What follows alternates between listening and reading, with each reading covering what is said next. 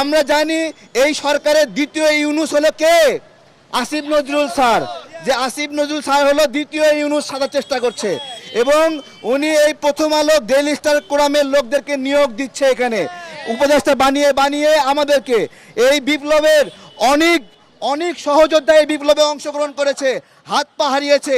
ওই উপদেষ্টার শপথ গ্রহণ অনুষ্ঠানে তারা দাওয়াত পায় না। ওই যে সেনাকুঞ্জে মিটিং হয়, ওইখানে বিপ্লবের অংশীদাররা দাওয়াত পায় না। ওইখানে প্রথম আলো ডেইলি স্টার দালালরা দাওয়াত পায়। এবং আজকে উপদেষ্টাদেরকে বলবো যে এই যে আপনারা এগুলো একা একা করছেন, এই যে ডেইলি স্টার প্রথম আলোর দালালদেরকে নিয়োগ দিচ্ছেন, এগুলোর জন্য আপনাদেরকে জবাব দিতে হবে। যতক্ষণ বন্ধুর মতো থাকবেন আমরা বন্ধুর মতো হেল্প করব। যদি আমাদের প্রতি শত্রুতাপূর্ণ আচরণ করেন আমাদের রূপ আপনারাও দেখতে পারবেন ইনশাআল্লাহ। দেখেন জঙ্গি নাটকগুলো সাজিয়েছে কিভাবে। 3 দিন আগে গ্রেপ্তার করে রাখা মানুষ কিভাবে থানায় বোমা হামলা করে বলেন তো। এগুলো এক একটা জঙ্গি নাটক কিভাবে হয়েছে আমরা সবই জানি। এখানে বাংলাদেশের শুধু প্রথম আলো ডেইলি স্টার না, আরও কয়েকটা গণমাধ্যম আছে নিয়মিতভাবে দিল্লির প্রেসক্রিপশন বাস্তবায়ন করে, নিয়মিতভাবে দিল্লির কথাগুলো তাদের মাধ্যমে প্রচার করে। এবং বর্তমান সরকারে আমরা সবাই দেখছি এই প্রথম আলো এবং এই যে ডেইলি স্টারের যে গোল টেবিল আলোচনা, এই তাদের যে ক্লাব, এই ক্লাবের লোকেরা এখানে জায়গা পেয়েছে। এই ফারুকি সাহেব, এই যে আপনার বিধান রঞ্জন রায়কে কেন এখানে নিয়োগ দিয়েছে?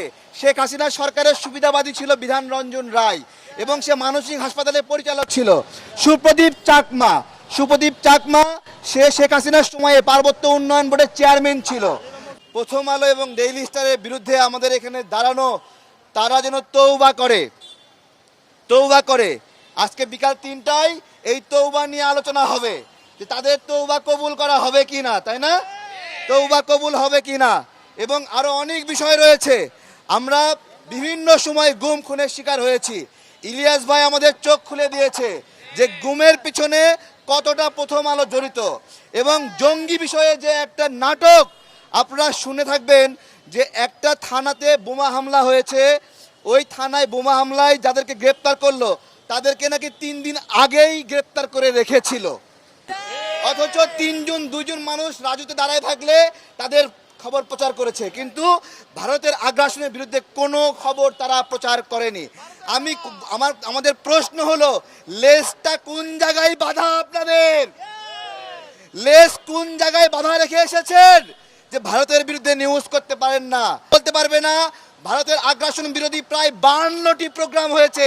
এই 52 প্রোগ্রামের মধ্যে একটা প্রোগ্রামও তারা প্রচার করে নাই। আমার কথা হলো তাকে কেন নিয়োগ দিল? এই সুপ্রদীপ চাকমাই কিন্তু এখন পাহাড়ে যে বিশৃঙ্খলাগুলো হচ্ছে তার অন্যতম দায়ী। আমরা যদি সমস্যাগুলো ধরতে না পারি ভাই তাহলে হবে না।